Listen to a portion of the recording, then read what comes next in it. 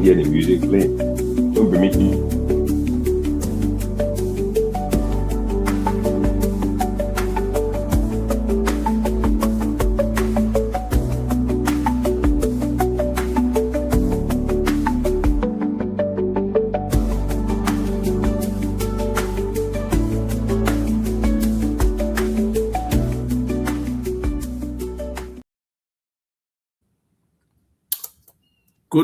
Good morning, and for some people, good afternoon where you are. This is Business Talk again. Excited to be here. Hope everybody's doing fine. If you're on, share the show. Share the show. Let other people get involved with this. We want maximum participation. So I see my man wearing a beautiful T-shirt there, even though it has some significance. Good morning, brother. How are you? Good morning, good morning, good morning to everyone. I'm wearing this T-shirt because yesterday marked 1 year. 1 year. We had our 1 year memorial of my wife's passing on July 3rd. So we came together as a family, brought friends and some of her business, some of her customers, close friends, relations. We all came together here in our little town, Waller, went to her gravesite and laid flowers and wreaths and whatnot, spent time there, and then came to the house and just had a nice gathering, good fellowship with food, and just the testimonies of how they met her and those different things. So I'm just thankful that, 1 year we've come through it and the Lord kept the family together despite and in spite of all of the challenges, but He kept everybody together. We just thank everyone for their prayers, their love, and everything, and intercessions. So I'm wearing her T-shirt today, and we're celebrating her life and celebrating our holding together. Wonderful. We have to do that. We're glad there's a positive note on that. We go through these challenges, the trials, these tribulations. By the end of the day, we who remain here, we got to persevere. We got to be resilient. We got to survive because we still have a lot to do for so many other people. So Mhm. we have to keep the engine pumping. We got to keep it Yes, moving. Yeah. yes. So yes, it's a wonderful restart to Business Talk. The last few episodes have been wonderful. It has been well received by people, and we look to continue that because now Yes, indeed. we are looking at the economy, the structure of our Mhm. economy, how it impacts, businesses, how it impacts the people, and looking at what some of the changes that could be done. We don't say disrupt everything, but there are different things that government can probably do to help us where we are to improve some things. And that responsibility is on government, is on the people, is on the entrepreneurs, and it also rests in part with the international community, understanding our nuances and being able to work with us and us being able to make some of those demands. Because if you don't really demand, sometimes nobody know what you're thinking. So That's exactly uh, right. this stuff we're talking about new thinking, we have to think a new way. We can't let Yes. people impose things on us. We have to start to build that freedom of thought, that progressive idea that look, we really want to build our country, and it comes from our leaders. It comes from how they interface with the international people, how they interface with foreign businesses, how they interface with the concessions that we have signed, how they Mhm. stand on them and stand in the best interest of the people. Those are all some of the factors that will come into play as we continue to break down our economy and talk about its impact on people and businesses and everything like that. So, if you want to give a little feedback on what we've done so far, especially we were able to talk about the electricity sector the other day, and you had a major input to that. But we look forward to bringing some of the folks from LEC to really get into that. Hopefully next week is a possibility we'll get somebody. If not, we'll still continue to break down the economy and talk about how we can improve and start looking at individual sectors and what's important there. So No, this, like you said, I mean, business talk is back, and in this new relaunching of Business Talk. It's all about our mindsets now. There's got to be a new thinking about our growth, our development, job creation. And I go back to that powerful word that you threw into this new Business Talk edition, ecosystem. We need to now start thinking ecosystem. We now have to, there's a new way of thinking that is required. We cannot think the old way and expect different results. And the ecosystem mindset and the integral parts of that ecosystem harmoniously working together. And like you mentioned, we need to clearly define our vital national security interests, our vital national economic interests, and we must develop policies and programs along those lines so that we get the maximum benefit. Because and that requires a whole new way of thinking from the ecosystem concept, the different sectors, as you said, of the economy, how they fit into the ecosystem, what role they play in the ecosystem, the role electricity plays in the ecosystem, the role telecommunications plays in the ecosystem, the role the internet plays in the ecosystem, the role the diaspora, in the US, Europe, Canada plays in the ecosystem, the role that the liberalization policy plays in the ecosystem. Those are all the ingredients that are part of this ecosystem. And then most importantly, that young and up and coming generation population across Liberia, what role they play in the ecosystem. It is so important that we need to make sure that that generation played a very vital role in making sure that they're the recipients of the benefits of this new ecosystem mindset and thinking. Yeah, that is so critical and so vital and so important. And we want to give a shout out before I go any further here that we are broadcasting live on Radio Kakata on 101.7 megahertz. We're broadcasting live there, and we are also broadcasting live in Banga County today on Radio Lila, FM 92.1. So we're all across the internet, and we are also broadcasting live within Kakata, Upper Margibi County, and also in Bong County as well. Thank you so much to all the guys making this possible. Business Talk coming to you live. I'm here in Houston, Texas, in the U.S. by the power of the internet. And Alba Tokba is up there where are you, Alba? Thank you for asking. I'm chilling in New Orleans at the Essence Festival. For many who don't know, a friend of mine, Mr. Richard Dennis, he owns Essence, and Essence is a major event, especially for Black people. Black women are the primary supporters. So it has been a historical event, and at one time, I believe, it was taken over by some Caucasian folks, but today now it's fully owned by a Black person, Mr. Richard Dennis.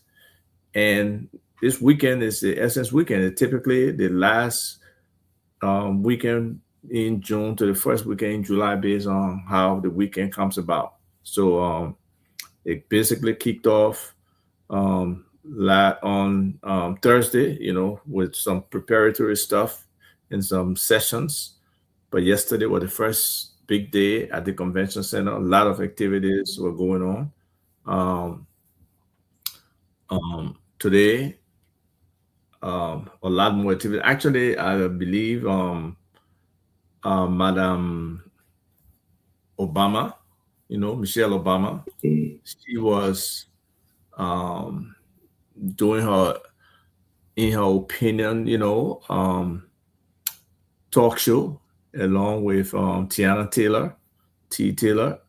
I didn't get there early. I got to town. I should have come on Thursday, but unfortunately, I missed my flight. So I had to come on Friday, and Things happen. Things happen. things do happen, man. Sometimes your eye look at one line when it's actually should be looking at the line above it or the line below Oh, it. And when you hit that thing in your brain and register, it just gets stuck. And away you go by. I misread the line of my actual departure, and yeah. Wow. I missed my flight. So I put down myself. I ain't gonna just do it and say anything. But yes, happy to be here. We'll be hanging with a lot of friends, this weekend. A lot of people I haven't seen in a while too, and some of them, I just see them once a year, and this is about that time that we do. So it's a lot of get together, enjoying each other, catching up, and stuff like that. Plus, also enjoying Yes. the festivities. A lot of booths. There's a theme kind of market. We love us market that Hmm. Essence Group has set up primarily for Black products, Black entrepreneurs. So they're doing their thing, and it's been very impressive. It's been very receptive, in terms of engaging potential people, whether it's artists, they're expanding now to Hmm. Hmm. different areas, like again, the building of Black ecosystem, that Yes, can be that's done exactly right. stuff Yeah. like, from an economic, social, cultural, perspective. They are building it, and it's working, it's progressing. There will always be challenges, there will always be mistakes and flaws, but as long as you're committed and dedicated to doing what you need to do, you can make it happen.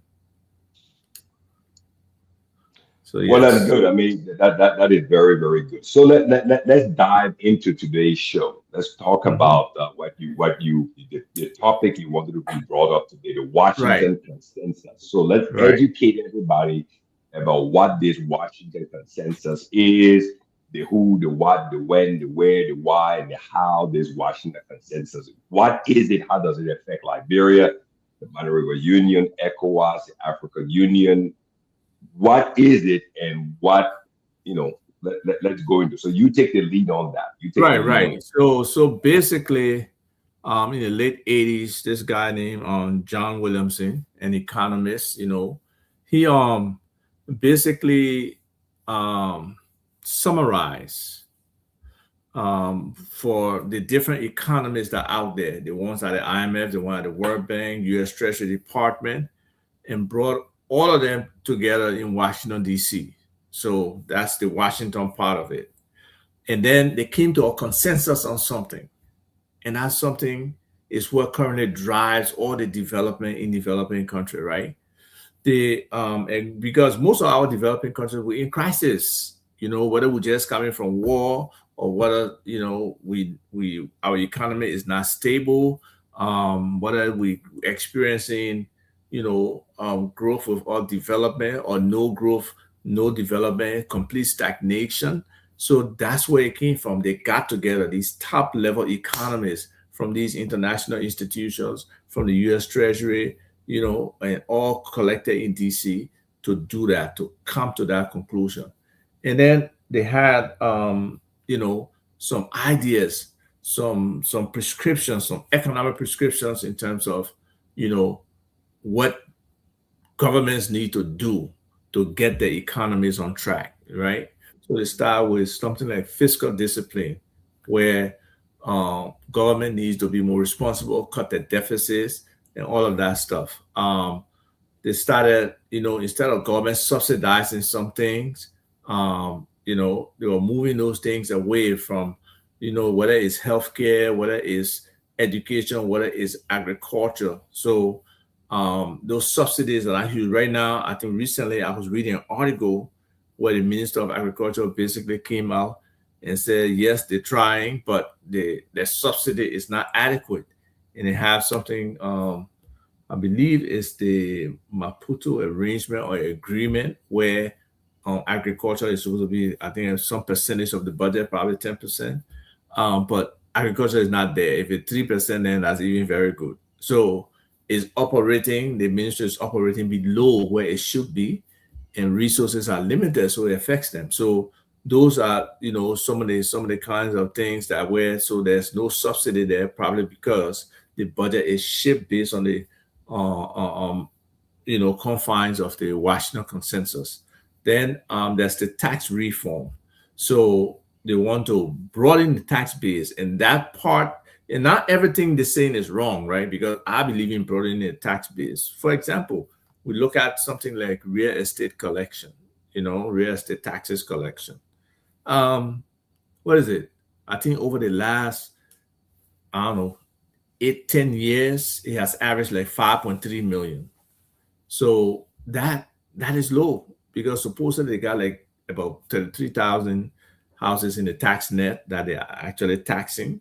The average for that would be $175, and we know there are some significant buildings in Liberia that should be paying way more. And there's a whole bunch of people who are not paying taxes at all, and that has to change. If you own property, if you have structure on that property, the government is supposed to tax the land and the structure, and we have to learn to pay taxes. That's how things happen. But in the same, on the flip side, the people who paying those taxes to, they got to benefit the different communities that the taxpayers are coming from. They got to benefit the people. The other one is like interest rates, how you liberalize interest rates, and you don't have any control, any restriction. Let the market set the interest rate. So that means based on how the banks see the economy going, how the lenders see it, how other people see it, they can set their interest rates at that without central bank control. But I think the central bank is trying to get into that space a little bit and redirect some of those things because many of those rates are just extortionary. Then there's the whole thing about trade, right? We with the incentives we give the international people coming in, whether we're lowering tariffs, we just opening up imports. If you bring in this, it comes in free. You bring in that, it comes in free. We open it up to the folks bringing in, foreign direct investment, and it's not um, with that huge level of importation, without internalizing to say what can we produce, what can we export, how do we add value, because we're just bringing those imports in and we're just shipping out, everything like that. And then for some of the state-owned enterprises, they want to deregulate them, so um, they remove any barriers that other competition may have for state-run enterprises. And then there's the issue of property rights. We just briefly talk about that. You need to secure property rights. You need to establish national identification. All of those things need to be done. So, yes, they sound reasonable, but sometimes you got to assess that reasonableness and see how it fits into your economy. And that's where, our people, our economists in government need to do more due diligence, need to do more work around all these different agreements. Are you there? Or you dropped? Yeah, I'm right. I'm right here. Okay. The point you made is so significant and profound because you know the key thing strategically from the government perspective, we need to figure how to reduce the size of government and increase the size of the private sector because the growth for job creation, better pay, higher wages comes from the private sector and not from the government sector. We agree. Okay. And that's the key. But how do you grow the private sector? How do you grow the private sector? Yeah. How do you grow the private sector? The private sector can only grow again diaspora, investment coming back from abroad in. Then you've got local Liberian businesses investing, and then plus you also have foreign direct investment. So those are the three components. You got diaspora investment, which I believe is the largest portion of it. Then you also have foreign direct investment. Most times, there's always extracting, natural resources and things of that nature, timber, what and whatnot. And then you've got the local Liberian businesses, small, medium, large Liberian businesses who are trying to grow and plug into this sector. So if we want to increase our tax base, this is what we're talking about. The Washington consensus is there. But at the same time, we need to bring our own creative thinking to this process. Because even if you look at the Washington Consensus, there are different parts. They talk about, the agriculture sector. What is the agriculture sector going to do? Because you got cash crops in the agriculture sector, and you got produce in the agriculture sector. Right. Full You crops. know, Yeah. and they're food crops. So and then you look at Liberia. Liberia is basically primarily an agrarian economy. That's all. Agriculture should be our base. It should be our foundation. But if you agree with that, but then how do you stimulate? How do you stimulate growth in that sector? How do you create more jobs in that sector?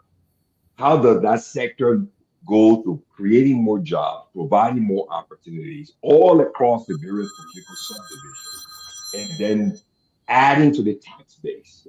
Because if you create more jobs, then you got more people you can tax. And then if you tax more people, and those people make more wages and better wages, engineers, technicians, mechanics, so forth and so on, those people have an improvement, a better level of life, a quality of life. And then you can look at now, like you mentioned about the real estate tax. Those people will buy land, 1 acre, one lot, two lot, three lot, whatever the case is, build their houses, and those houses can now be taxed. And then we look at putting in the services in those geographical areas. So again, it goes back to the ecosystem. It goes back to the ecosystem. So the Washington Consensus, even if you dissect it into from all of its parts or into all of its parts, there are various parts because that Washington Consensus itself is an ecosystem. It is an ecosystem. So how do we now bring that ecosystem mindset, right, and superimpose it with the Washington Consensus and bring this new level of new way of thinking that we So as a nation, as a people, must think more integration wise. so when you look at it, before, let's say in the early stages, it was like, um, you know, you look at what your situation is and you try to find what fits for it, right? Within the confines of what the international financial institutions were doing. But now we get the word conditionalities, conditionalities, conditionalities. So they're basically telling us, here is what you must do.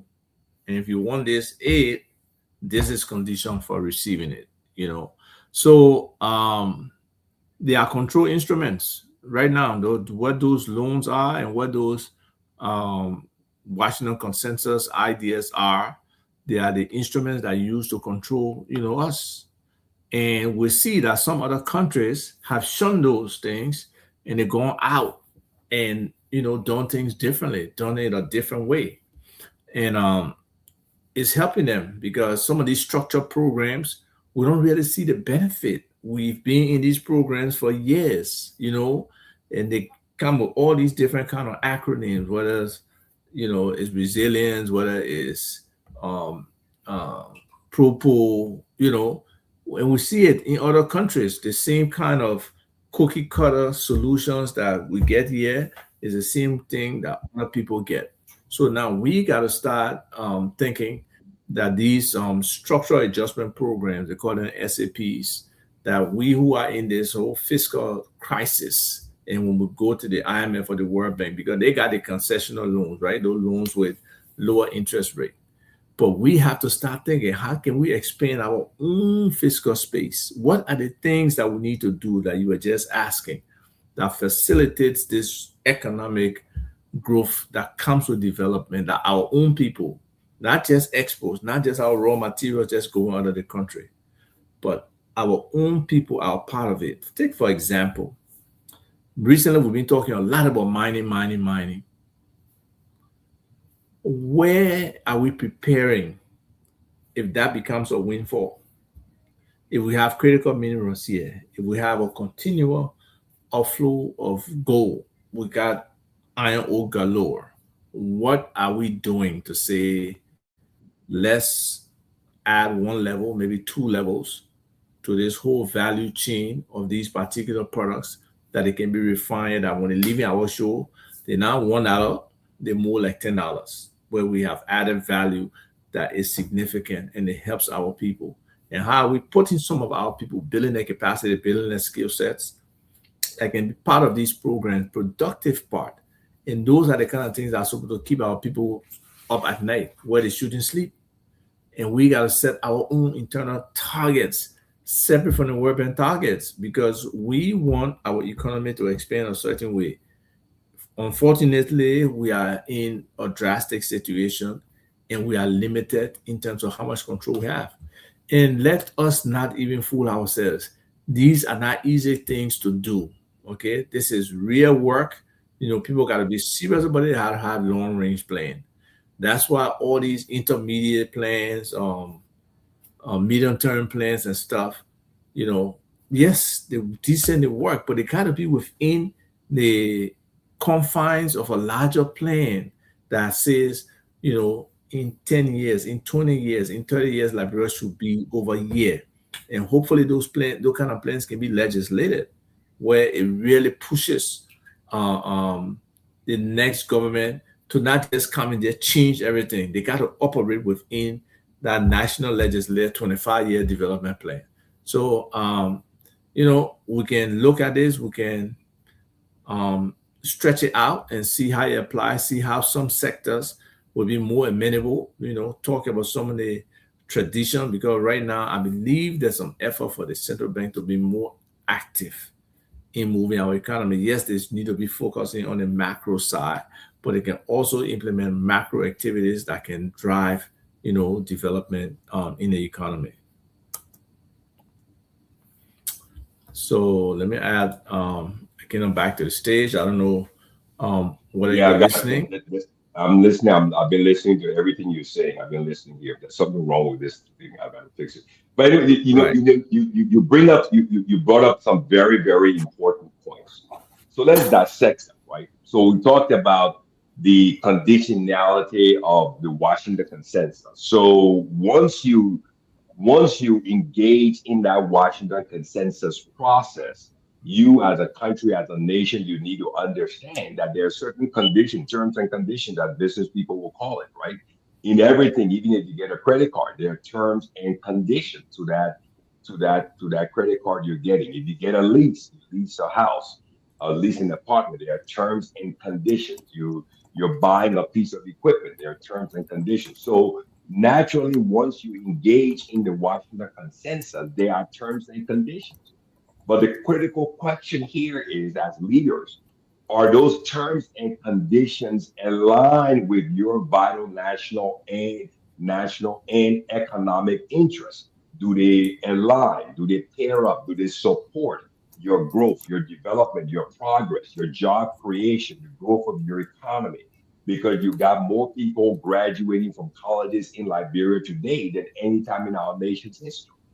And where are the jobs for those young people? So, when you get yourself aligned with these, and now we got more commercial bankers, no more commercial banking institutions in Liberia today than any time in our nation's history. Are we using that critical resource to finance different projects and making them partners in those projects?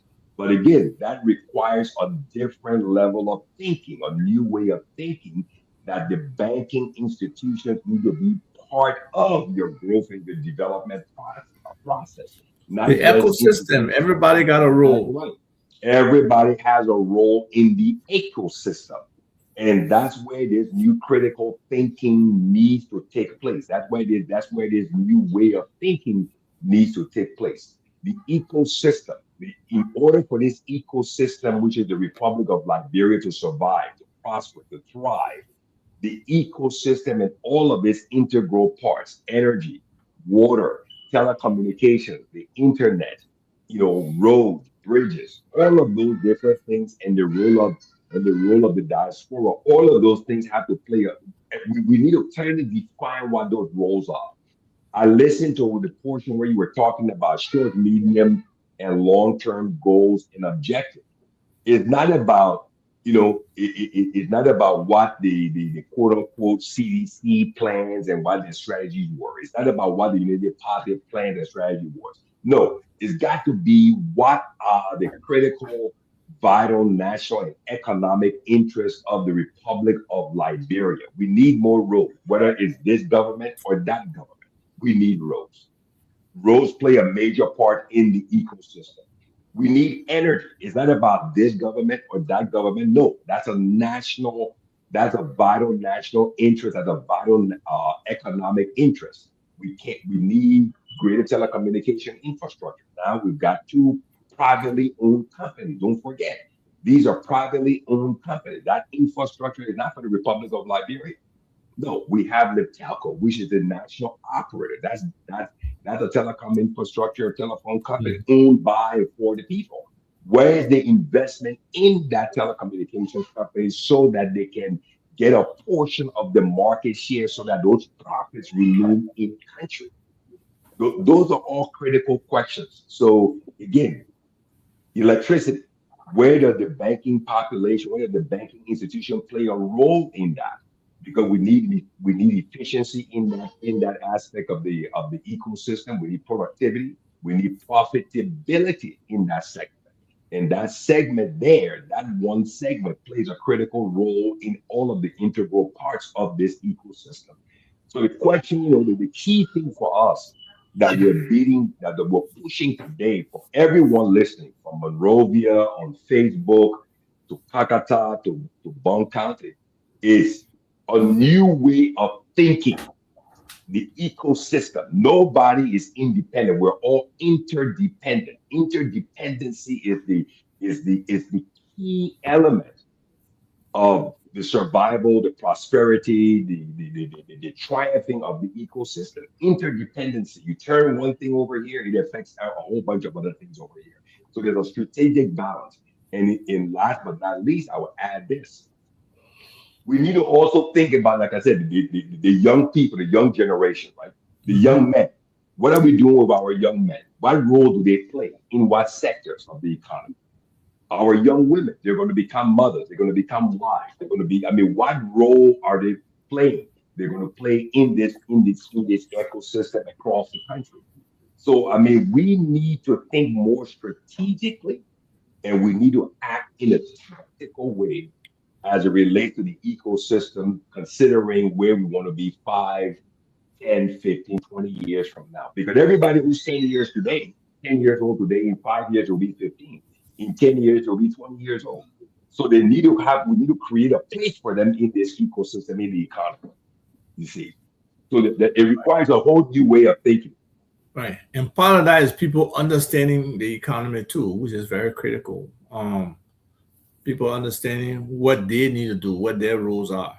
And to a large extent, that has to be communicated to many people because, we don't have it like that in terms of our people, knowing it. They got some these assumptions that just assume that you have a functioning underlying economy, and that's not true a lot of times because there are no existing jobs. There's limited taxation going on, like we just discussed, whether is from the real estate perspective, whether is from so many other areas that government could be generating revenue. We're not saying tax people to get out of this economic development conundrum, but there's a certain obligations that people must be able to fulfill to government, especially when it comes to you owning land, um, when it comes to you building homes or building structures on that land. It's supposed to be something that government can tax, and hopefully people will understand that taxation is a good thing. It's just that when government misuse the taxation as a tool, and people are also being impacted negatively by that, then it doesn't work out at all. It doesn't work out for anybody. And like Akina was saying, our young people need to be involved in this economy. We can't take liberalization as a joke. It got to be very proactive. Government has to commit to say if stationary is a sector that's reserved for Liberians. We got to find those people in that sector who are doing well and push them and let them be able to bring people behind them and elevate the sector.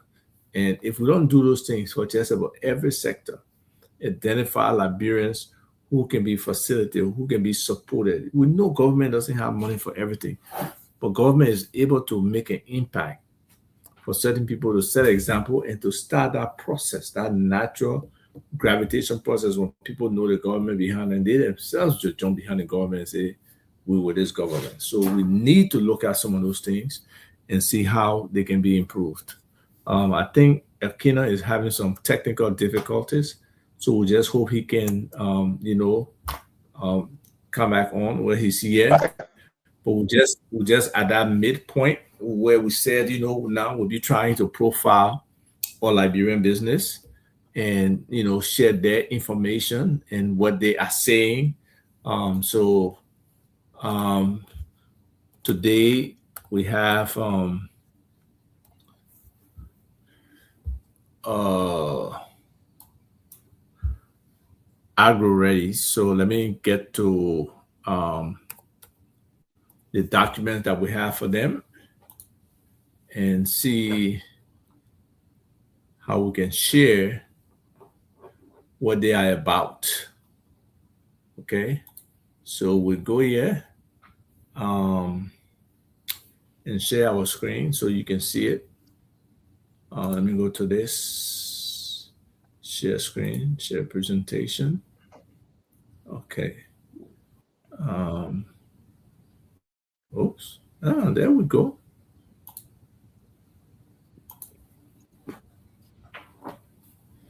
So there we go. Agro ready.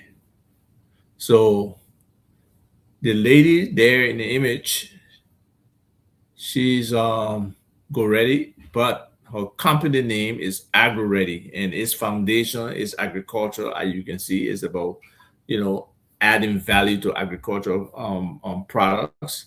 So let's zoom this. I'm not sure if you've seen it in terms of its size or anything like that, but let's zoom in a little bit. We saw the picture there already. And what she's saying, she said, life can be fast paced. Your food should keep up. When you are in a hurry, but no nutrient rich food is important. Agro Ready is your go to. So she's telling you now her food is nutrient dense, nutrient rich, and she wants to make your life easy while keeping our traditional food a part of it. And in terms of the about us, Agro Ready is an agro business with an aim of supporting local farmers and empowering women in agriculture, all the while producing locally grown food that is processed and packaged in Liberia, right? Their goal is to eradicate hunger in Liberia and ensure that every household can afford to eat nutritiously and deliciously. So that nutritiously, that's a critical word because a lot of food don't have nutrients. A lot of our foods in the market, whether it's um, the hot dog stuff, whether it's some of the stuff that's imported here, whether it's the milk that our children are drinking and stuff, a lot of young people suffer malnutrition, and that needs to change. The numbers have been getting better over the years, but the fact that there's still hunger and malnutrition in some areas are things that we all as a people need to work on. And yes, what the products are: cassava chips, crunchy, buttery, smooth chips made from our second staple food, cassava. Then they got the Edo chips as well, nutritious, crunchy, and light grilled for rich taste and satisfaction. And my favorite, the sweet potato chips, crispy, golden, sweet, and savory, just for your liking. So you see, they got products, and all of they got it in salted and they got it in barbecue. So they gave you a choice, a variety of products, and and you can see this the chips right here, the Edo chips, the potato chips, the cassava chips. So the vision of self-sufficient Liberia, where locally produced food leads the market. Can you imagine that? If we had locally produced food leading our market instead of imported stuff, that would be great for Liberians because a lot of the locally produced food is nutrient dense and rich, and limited fertilizers are being used on them. So they're not totally organic. Some of them is close to it, you know. So they're trying to see how the land can best work for the people, how they can increase employment, and these different value um, addition on these different products, how it works. So there she is again with a couple of women farmers. You see her colors in her hand. Again, Mm, mission to add value to locally grown produce by working directly with farmers to create high quality food products, empower livelihood, reduce poverty, and strengthen Liberia's path toward food sufficiency while competing confidently with imported imported goods. goods. So she Yeah, embraced the competition. She's saying, yes, I can yes, compete with them. My stuff is better. yes, yes, You yes, know, yes. isn't that And interesting? it's very, very interesting. It's very, very impactful. And I'm sure she came from the diaspora, so she's a representative. When it's one of them, Let's listen to her ad. Go ahead. Let's listen to her ad. Go ahead. Okay. I'm gonna reboot. when it's Okay, one of them days, bring me everything back go in. your way and your soundtrack plays like when the good time stays and it's not just a phase, you can feel the level raise like. So you saw that, basically somebody going shopping and getting her stuff. Hey And I guys, love this other hey commercial. guys, the FIFA World Cup is finally Okay. here, and as the owner of Agriretti, I am proud to announce that we are not an official World Cup sponsor. You will not find us in the stadiums. You will not find us on the sidelines. You will not find us on the players' jerseys, but you will find us in supermarkets across Liberia, waiting for you to enjoy every match with a bag of Agriretti chips. So while the players are chasing trophies, we'll be busy helping fans chase snacks. Agriretti chips is bringing West African flavor to every game day. So wherever you're gathering with your friends, don't forget to grab a pack of Agriretti chips. Thank you. That's the CEO, folks. Um, she's sharing her product and hopefully she can get the kind of support that's needed. We really need to support Liberian businesses. If you know a Liberian business that's trying to, or businesses that are trying to do well, and you would like them profile on this show, please send the information to us. Send us the owner, the CEO information, and we can try to put information out there that supports, our Liberian businesses because business is competitive. There's a lot of work going on behind the scenes for people to to make money off Liberians. So we need to. Oh, yeah, I think Akina is coming back. Okay, now I can see him. So let me add him to the show. So yeah, Yeah, so I that mean, was Agro ready. Yeah, you wanted to make some commentary on her stuff.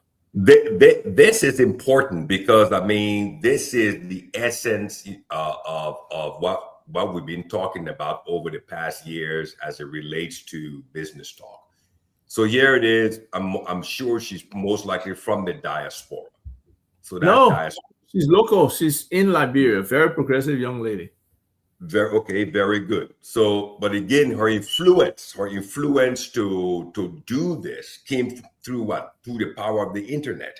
So that's the role of telecommunications. She's identified that there is a market. I'm sure she did her market survey with all of the imported potato chips and different things in the market. She did her mathematical calculations with regards to what existing market is there. Okay, then she probably set up a production line. Probably got went by way of China to find material equipment that she will need to process the chips, went into the No, her market. packaging is nice. Her packaging is really nice. Packaging, and she went and found the local grower. So again, and then for the most important part, all of that equipment runs on electricity energy. So her production cost has got to be in a way where she's more profitable. So that's the whole ecosystem. This is what we've been talking about. This is the whole ecosystem. So everything that lady does with regards to agro ready is her entire business stems from where? From the agriculture sector. From the agriculture sector. And the thing is, people, if you increase their earnings from the private sector side, they will buy more of the products. That's true. I mean, we Yes. just talked about malnutrition. But I mean, people would buy the cheap food because That's what it is. That's So it. Yeah. they're spending all this money. We know these importers, primarily the Lebanese, the Indians, they're not bringing quality food, quality No. products to the No. country. We look at all the different little drinks that people have out there, and you try to look at the label and see what they made of. That's sugar water for the most part. You look Mhm. at even some of the products that are being imported, they're just fragile, they just mess up. One of my biggest Yeah. pet peeves in Liberia is the toilet seat. They got some of the cheapest toilet seats anywhere you can find in the world, you know. So we got to find a way that Liberians can be empowered to import some quality stuff as well, and not let our, you know, um, import system just depend on foreigners. Because right now, Yeah, most of the people bringing stuff are foreigners. yes, because again, I mean, like I said, Liberia is a big market. So you got consumer goods or consumable goods, which plays a major role for importers. So there's no real value add at the importation level. It's just cash and spend, cash and spend, cash and spend. And most of those businesses that are focusing on the importation of goods, they're they've got two focus. One is on salaries, people who have salaries to spend money, and then they're focusing on the remittance that comes in through Western Union, MoneyGram, and Sendwave. So the people who receive money, they spend their money on rent and on food, and then the canned goods, the imported goods. But what we need to do in this ecosystem for it to survive, to prosper, and to create more jobs for Liberians at all levels is we need this new way of thinking about it. There's got to be, this old way of thinking has got to go out the window. I'm not saying that Washington consensus is bad, is evil, is wrong. No, I'm just saying It's what how it's used. You're right. is how it's used. I mean, it's like any device and like any instrument. You can use a screwdriver to open the door, but by the time get you using that screwdriver to open the door is probably of no use. You're gonna have to buy a new lock, new knob, and everything else because you use the wrong tool. So we need a new way of thinking. If we want to grow our manufacturing base, grow our value added base, grow our value add on the agriculture side, then we have to also look at the investment in the energy sector. Then we have to also look at the investment in the telecommunications sector. We need because these are all integral parts of this ecosystem. And I'll expand upon what you talked about. So why is it that this company, what was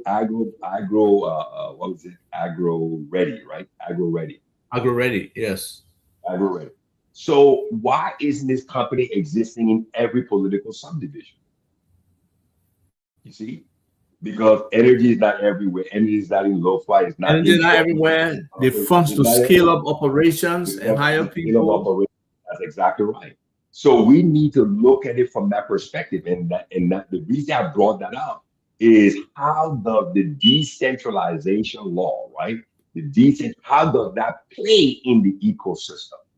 So that all of these critical parts of this holistic ecosystem can be decentralized into each of the political subdivisions, where you don't have economic growth only in one place, and then that becomes the magnet, and you depopulate all of the other counties, and everybody's It, running it, to again, it comes with planning. It comes with yes, planning. And the law, sometimes we will create laws. It's mhm. necessary to do something called a cost benefit analysis or That's benefit cost exactly right. analysis, Yes, where you look at what is the benefit of this law to the people. And now you can have quantitative benefit where you can actually measure that benefit. And then you that's can have exactly right. qualitative benefit Mhm. that you can use different, substitution factors to kind of quantify it, but it's not Yes, actually just quantifiable. Like whether they it impacted people, whether they benefit, how does it increase the standard of living and stuff like that. Some of those factors would not be like a physical calculation, but you can mhm. be measured based on you giving if yes 5 points is no. You just structure whatever your question or survey to get an answer is in a way that you can get some kind of result that you can kind of quantify and say, you know 40% of the people said XYZ, 50% said this, it means this on the economy. So, we just have to um, understand where we are with these things and how government can support and impact it. But again, we also have that responsibility in terms of our roles within the ecosystem. But I just wanted to go back a little bit. We probably got 21, 22 minutes to talk about the whole intellectual concept of, some of this economic lineage, right? If we go back to the discussion about comparative advantage, we've been talking about, what do we really have comparative advantage in? Is this guy named Ricardo. He was writing about a trade between Portugal and England. That was back in the early 1800s. That's where that whole theory came about. Then when it comes to Milton Friedman, he's like one of the godfather of economics. He focused So on economics. monetary theory, right? And that transition was based on 20th century America. But Mhm. 21st century Liberia is not 20th century America. Yeah, yeah, Okay. yeah. They were already developed, they already had some things, they were already institutionalized, they were already industrialized. So sometimes the comparison will base them like that, you know, they don't work. And then the Yeah. stuff that concerning the growth model by Robert Solo, you know, um, the growth models, they were focused on advanced industrial economies. Yes, yes, You yes, know, yes, these yes. guys, nobody said they're stupid. No, they were focusing on their economies. But unfortunately now, that thinking, that Hmm. ideology, the Hmm. different kinds of economic thoughts, Hmm. they are influencing everybody coming out of Africa. Everybody, that's exactly That's right. what we are Yeah. being taught, right? So we are Mhm. learning what these people um were doing for their own economies, and our economy is now a similar reflection. We're not at that Not at stage all. of Not at development all. where those people were. So the models are assuming some things about our economy that they That are are not. already functioning. They Yeah. assume you got a good legal system. They assume, you know, your courts are fair. They Hmm. assume your officials are not just corrupt. They're Hmm. just some inherent assumptions that they don't really change in order to apply those concepts to us. And that limits it. So, they got different people who have written about property rights, about land ownership, about building or cadastral and how much better it will be. National identification. In the people system, they assume everybody is identified. All foreigners, all children, all youth, all adults. People know them, they know who they are, so they can easily use a financial system. But we don't have that luxury because that's what it is for us. Even right now, the National Identification Registry is down. It's not activated yet, and it probably be nearly 6 months or more, simply because there's a bad contract out there that probably can do the work, but they want to take our money. In essence, um, we have to pay for that service. Now, don't get me wrong, we have to pay for it, but there could be a place where um, a lot of these things happen more easily, like the central bank talk about financial systems. Okay, if national identification is not set up that everybody can be easily identified, or credit rating system, or um, all these different things that people want to enhance their profile for credit from the bank and stuff will not work because we You know, need. Go ahead. you know, there's something in for us who are into sales, business development as engineers. It's a thing we call Me Too. It's called the Me Too concept, meaning that when you go to visit a customer and he's talking about a product or service or whatever it is, you say, "Well, we provide that too." When he's talking about this, oh yeah, we do that too. So most of these things on within Liberia, we just want to be a me too. We can do that too. we can do that too. But we're doing that also. But the critical thinking that's But not just about needed. love, though. No, I don't Because disagree. that tendency too. When you bring a new idea, you want to do something. Oh, we're already doing it. Oh, we're already Yes. doing it. Yeah, we got an idea. Yeah, but like you said, where is the quantitative analysis? How much is coming out of that project, process, program? And Right. then what is the quality, the QC side? That's why you have QC, quality assurance, quality control managers. They're not just Mm-hmm. looking at the quantity, but they're doing quality assessment on what's coming off the production line. You get my point. Okay, Yes. so maybe for every 500 pieces that come out, they would take two and they would take 5 or 10 and take it to the lab and check it, break it down, and make sure that everything is running. So you're right. We're not doing a cost benefit analysis like on the national identification system. Okay, within the ecosystem, how important is this national identification process? If it is that vital, that critical, and that important to the success of the ecosystem, then where do we need to make the capex investment, and with whom, with what company, so we get the what, the qualitative and the quantitative benefits of it, because we know now that it is critical, it is vital, and it is important. You don't just give somebody a contract because of kickback, because the PowerPoint presentation was done right. No, you got to understand the critical nature of this project in the overall scope of this whole ecosystem. If it breaks down, how will it affect the entire ecosystem?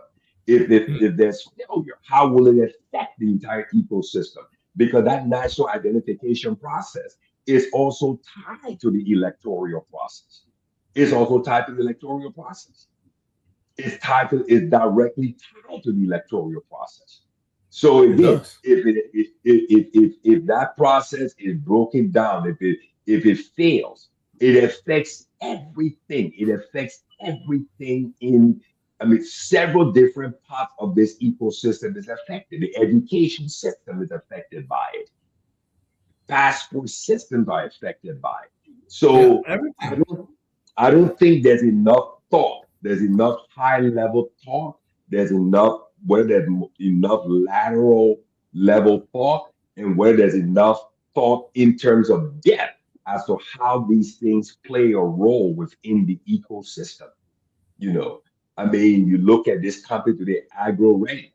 There should be an agro ready company, right? Because for her, as she makes her products, she's focusing on distribution within Monrovia. But at the same time, she can create more jobs because there are so many convenience stores and small stores who would want to carry her products. So she would Yeah. create more jobs. There will be people who will want to start distributing her products in Buchanan. That's more opportunities for more businesses there. So, And and she the would need women more go, efficient machines that and can she will need produce more a higher efficient volume. machines. That's exactly right. Okay, so she will need the internet to tie in to make sure, and so forth and so on. So, so the leaders that sit at the top, at the apex of this triangle, this ecosystem, I mean, if they don't have a vision, then I mean, we're in a critical mass. And that's the reason why we're not growing, we're not expanding, we're not creating the jobs, we're not providing the opportunities. We're extracting natural resources. The energy challenge cannot be met, cannot be solved, cannot be addressed in an effective, efficient, and knowledgeable way. We're just rolling. We just continue. It's like everything within the Liberian ecosystem is just coincidence. It's just happening by, I mean, just, you know, it's like you play pool, right? You hit the ball on the table and it's just bouncing off of everything else. Just And that ricochet should, off everything. yeah, that cannot You know be a what will way drop in for the hole, what will not drop in the hole. Yes. And there's another thing we have. There's another saying we have in the in sales and marketing and business development. Hope is not a strategy. No, You hope is cannot not a hope. strategy. You cannot hope this thing to prosperity. No, you're going to have to develop a plan. You're going to have to develop a strategy. You're going to have to build a team of competent people. Those team members must be held accountable for what role they're going to play. And they've got to produce, you must have what? Key performance indexes as to how you move this thing down the field towards success. So it's so vital, it's so critical, this new way of thinking. So for everybody up there in Bong County, or everybody down in the Monrovia area, everybody in the on Facebook and lower and upper Magidi, new thinking is required. New thinking is required. There's a new way we got to think. We got to think that every one of us, the farmers who, the market, where they play a major role in the ecosystem. The people planting the cassava and the edos and the plantain, they play a major role in the ecosystem. Without them, there's nothing in the market. There's nothing in the market. You see, I'm going to reset. And that's true. That's why. So at this stage now, we can come and look at some of the ways that these models treat individuals, because the individual is the basic unit of economic life, right? So everything these models do at that high level, they trickle down from the high level to the broader economy, to the markets within the government administration, and then it trickles down to people. So we have to be able to always ask ourselves, what's the greater good here? What's the benefit for the people? And that's part of that same cost benefit analysis, where you would say the people can benefit from this X, Y, Z, and be clear about it. Some of it will come quantify, some will not come quantify. So it's just about us finding the right stuff that works for us, because we know these international programs have not really worked. Right now, I don't know where the debt stand. I haven't looked at the central bank for a long time, but the debt is significant. It's rising up again. Are we going to try to get another debt waiver? I don't even know if it's even possible. Okay. So we need to work. Let me see if I can stay here.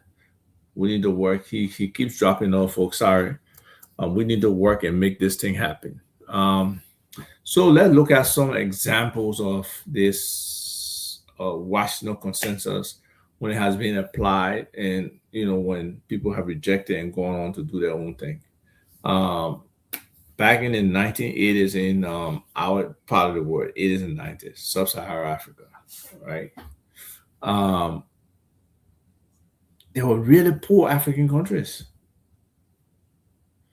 very poor, and some of them had to comply with the World Bank in order for them to say they're growing. So when we look at ourselves and see where we came from and how we have progressed, compared with some of the other countries that did not follow that blueprint, those structural adjustments, those loans with conditionalities, they did their own thing.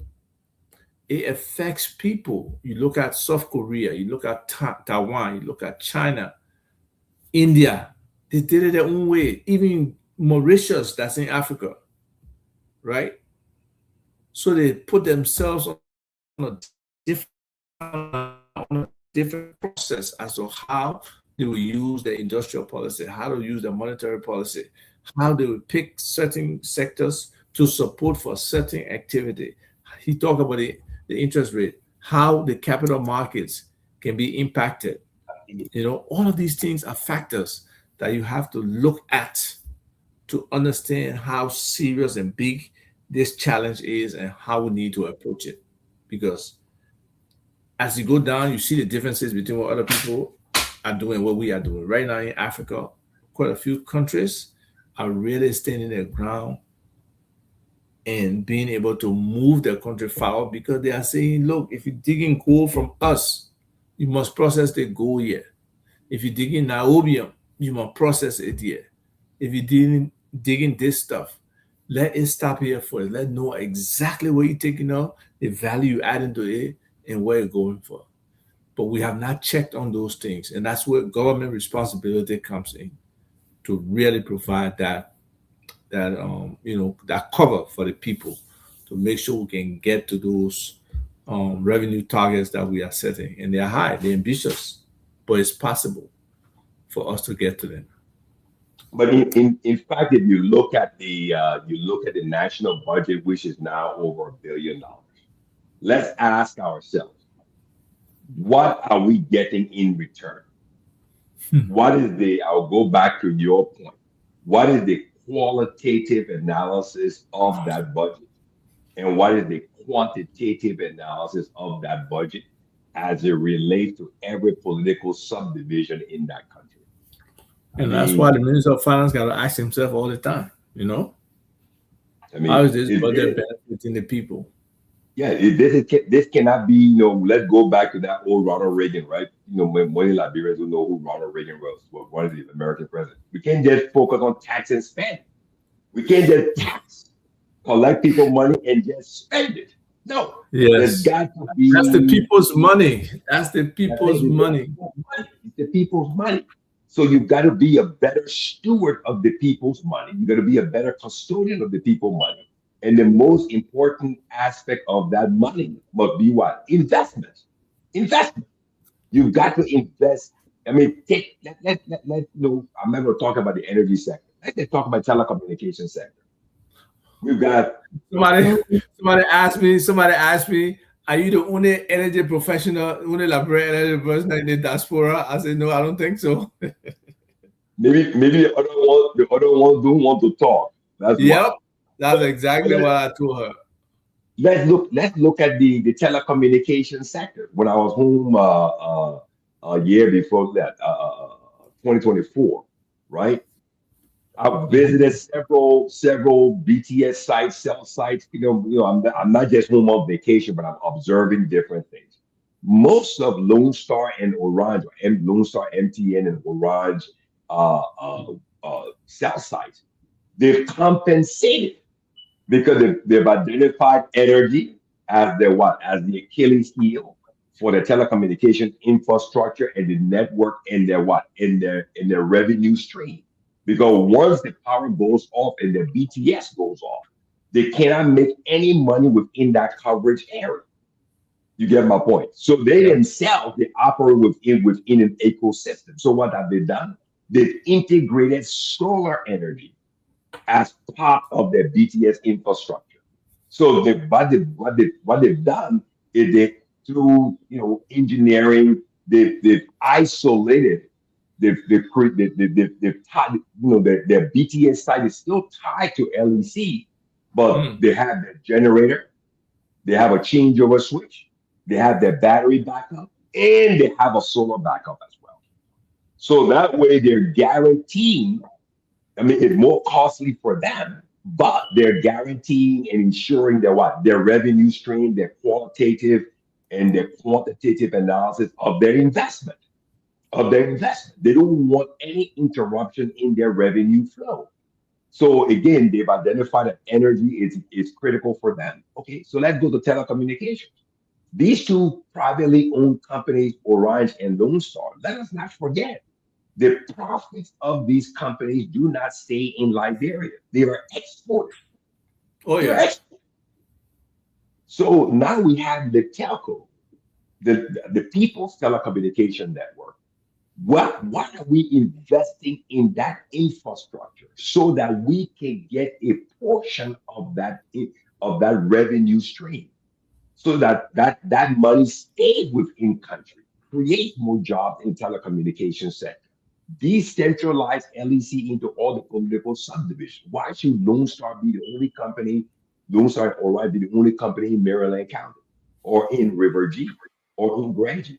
Why can't the people's network that they pay their taxes for use existing technology to decentralize and also participate in that major segment of the Liberian economy, that critical segment of the ecosystem? Again, the right thinking needs to be brought into this. Out with the old, in with the new way of thinking ecosystem and how everything is interdependent on the next one so that we can produce the type of results, create jobs, provide opportunities for this large voting bloc, which are the young people of this country. Here it is, here it is, here it is. Graduation season is on. You Mm-hmm. talk to everybody in Liberia right now, the vocational training school, the trade school, the university, the colleges, they're graduating. I mean, Covington just put out, I think, over 1,000 graduates. Where are the jobs? Where are the jobs? Well, live for the Where are blanket the and jobs? fun. Where are the jobs? We cannot hope our way into job creation. We cannot hope our way into job creation. We've got to make our way into job creation with a new way of thinking that the ecosystem has to be investments in the ecosystem, job creation in the ecosystem, telecommunications, energy, and all of those things play a role. The diaspora, local Liberian innovation, all play a role. Government must focus on reducing its size and increasing the private sector to take the burden off of government and That's move why you more got to be money. intentional. Part of that You have to role, be again, intentional. it can't just be willy nilly. It got to be a committed effort to change the lives of people to make sure that these policies don't affect them like they do. Because at any point in time, a lot of stuff is down to the lower people, the next level people. So if this man is getting tax extra at the port, he adding that on his price. So the consumers, they will get it. If medical stuff is cut and people gonna die, most time the younger children first, the women in childbirth and stuff. So these things compound. All these things affect our people. Impact us, be able to create that space where we can use our own money that people can tell us how to use the money or put That's exactly conditions right. on the money. That's exactly right. That's That's why exactly right. domestic revenue mobilization is so critical. We It's need to so find critical. places So critical. where we can make money. We can't just let people slide. We got to find a way to make money. You And cannot these allow. different value addition things where we are trying to produce some products, especially the ones where we already got most of the materials for. It's just the infrastructure around it that needs to happen. Those are the That kind needs of to things happen. that will grow our economy, if our economy. You So you you we really, you really bring need to up do this. you bring up a very important point, Alva. You bring up a very important point because I will expand upon agro ready. So if the owner of agro ready, we're giving you free promotion. We're dissecting your business today. Because I mean, if you look at what that young lady is doing, that's local innovation, that's local persistence and determination. She had to, pull capital from wherever she could. Buy, find it on the internet, find the right machines on the internet, travel to China or whatever the case is, buy those things, bring it back. But then when you look at the other aspect of it, real estate was also an important aspect of her success because you had to find a place, rent a place, and put the machine that built her facility. Then the other aspect of it is all the building material. That's another part of the ecosystem, a major part of the ecosystem. How many Liberian businesses or Liberian businesses are in that building material segment of the ecosystem? Building material is key. Building material is key to stimulate to grow because that's where all the building trades are: the plumbers, the roofers, the welders, okay, the masons, the carpenters, the electricians. So that I mean that's a massive segment, private sector segment of the Liberian economy that plays a major role within the ecosystem. If you think Yep. about metal steel, for example, that whole mining infrastructure up there in Nimba and all of that loading equipment in Buchanan, how much material, electrical material, motor control. I mean, that's where I work in. So I mean, how much of that material is locally purchased, and whoever supplying those materials are they Liberians? Liberians benefit. The Bureau of Concessions should be looking at all those things. I mean, So there's a lot of work to do, and there's a lot of like work you to do. said, it's not easy for the people in the front. They have to do the work for the people in the back and the people down the line to benefit. Yeah. So Yeah. this is wonderful topic. But sometimes time goes. Yeah, of course. Time Time carries. goes. Time goes. Is at that time where Do the opportunity, yes. for me, I'm also out here. We really, if you have a question out there, we want you to come in and ask a couple of questions on what this Washington Consensus is doing, how it affect the wage bill, what kind of programs the IMF have included to limit some of what the government can do and what it can do. No hiring in a public sector, even though we want the private sector to be the one that really create the jobs and do everything, but government has to work for that. So yes. That is not free. We cannot hope our way into that. Government has a role to play. They have the most critical role to play, and that critical role is the thinking. The thinking has to be different. If you bring a different way of thinking to a business meeting, the entire agreement changes because of their new way of thinking. Right. Because of the new way of thinking. Yes. So if people want to look at some of the documentation, the IMF there, the IMF.gov, worldbank.org, IMF.org, they can really get a lot of this information and read themselves. But then again, we know a lot of people don't like to read, so who knows? Not insulting anybody, but reading is fundamental. We need to read more. We need to be involved. And those of our people who are into the education thing, they really got to learn, because at the end of the day, if you come to the table with these guys and don't know what you're talking about, they will just eat you up. These guys are sharks. They don't care you developing, you're not developing. They don't care. They've already made their money on the back end. So you're just, they've already made their money on the back end. So you're just walking in. You're just the lamb being led to the altar for the slaughter.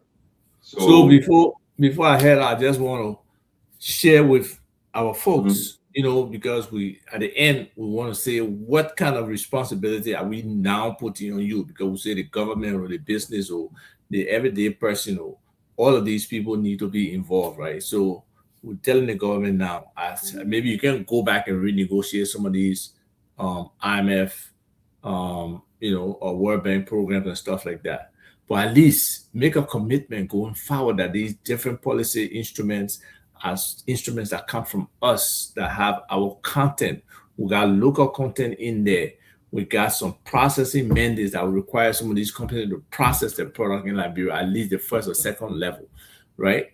And then opening up this credit market for Liberians to be able to have access to capital. That's one of the biggest things. And then when the people bring these stand-up boilerplate templates for their programs, their structural adjustment programs, etc., try to have some pushback and try to have your own model of how you want to see our country run, our country benefit to present to them, And then the businesses, right? What are some of the challenges? What are some of the barriers? We got the Liberian Business Association, and I think a couple of Liberian entrepreneurial groups and stuff, and they are trying to do well. But, how holistic is the effort? Then what they got to look at it, essentially, they got to look at some of this inefficiency in government, some of the things that they can provide prescriptions for government to be successful. And then for all of you who listening to this, okay, and you can enjoy, what the government say, the IMF loan approved, start asking questions about those loans. Don't just hear the good news. Understand how they arrive at that decision to do X, Y, Z. Is it really for the people, or is it for whoever we're making those concession agreement with? So we got to start thinking people first and start doing these things. So, Akina, I will leave it with you to close. I just want to say thank you to our folks in the counties for taking the show out to as many people as possible. We really, really, really appreciate that, because we want more people to understand what's going on and be able to relate. So folks, for those of you who listen or will watch later or will listen later, thank you. We truly appreciate it. We're trying to grow this show. Um, feel free to comment, feel free to call in. And hopefully next week we'll have some resolution to our core station problem and be able to, have a wonderful, wonderful show. But again, thank you. Thank you for coming on. I'll leave it with you. Oh, the man left the stage. I want to leave something with you and you were not here. So I will leave it with you and go and go take care of some of the business out there that I got to do today. And No folks, thank worries. We'll do. you. Appreciate you, for the show. So Enjoy your Independence Day. Enjoy the Essence Festival. yes, And happy July 4th to all those yes, Liberian Americans and to the Americans themselves and other different nationalities that have become American. This is important. This is 250 years of independence, something that the red men won't throw away from the people, but they are holding on. They really, really are holding on. This country has systems. That's the advantage. And that's what I was talking about before. They got system in place. Some of us we don't, you know. But to you and to everybody, thank you. well, in my closing, I just want to say thanks to all of the listeners, all of those who watched the program today on Facebook Live, YouTube, LinkedIn, and those are all the listeners in Upper Magdibi, Lower Magdibi County by way of Radio Kakata and Radio Lila in Ball County. Thank you so much for listening to the show, participating, those who sent in chat messages, Justin Smith out there in Middle Odessa, Francis Kroma, Jusu Hassan in Kakata, Emmanuel Moses. Thank you very much for saying that our show is educative. And Justin just put a comment saying that the IMF decisions are rarely, if ever, done for the people. Yes, indeed. That's the key point. IMF has its own benchmark, its own objectives and objectives and outcomes that they're desiring. The question is whether or not our leaders are have defined their own objectives and their own outcomes for their own people and their own governments. So thank you for listening to the show. Thank you for listening to Business Talk. We will be back here same time next week, every Saturday, by way of the internet. We could not broadcast today in Monrovia at Love FM because they've got some technical problems on their tower that they're trying to do, and we should be completed during the week. But we're always here by way of StreamYard through the power of the internet. And that we're talking about now, a new way of thinking, a new way of thinking for our Liberian leaders. We need you to, remove the old way of thinking and bring in the new way of thinking. Think about the people. Quantitative analysis of your policies and programs and qualitative analysis of your policies and programs, and think from the ecosystem perspective. Energy plays a very important role. Telecommunications plays a very important role. Roads and bridges play also a very important role. But again, they're not independent of each other. They're all interdependent on each other. The Liberian diaspora accounts for a major capital investment into our own country.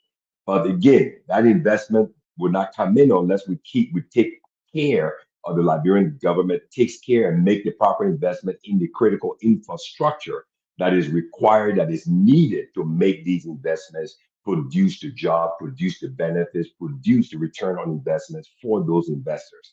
Even foreign direct investment depends on infrastructure within this ecosystem.